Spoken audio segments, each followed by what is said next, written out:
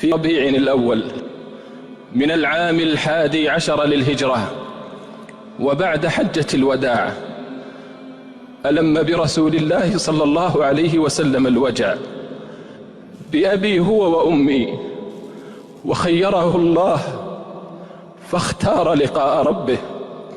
اللهم الرفيق الأعلى، اللهم الرفيق الأعلى.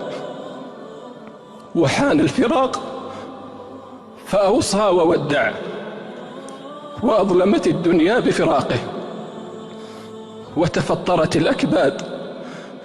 فيا لله ما أعظم الهول، وما أشد الفاجعة، وما أصعب الخط، وما أثقل اللحظات.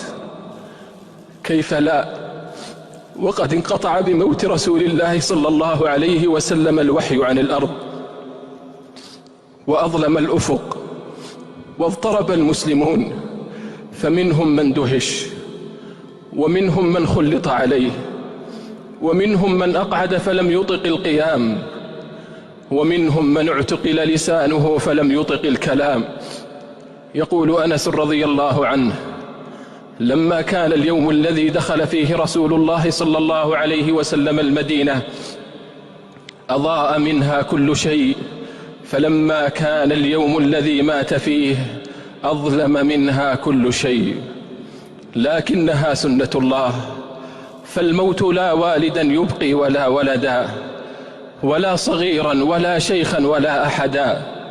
مات النبي فلم يخلد لأمته، لو خلد الله حيا قبله خلدا. للموت فينا سهام غير مخطئة، من فاته اليوم سهم لم يفته غدا. ما ضر من عرف الدنيا وغرتها، ألا ينافس فيها أهلها أبدا.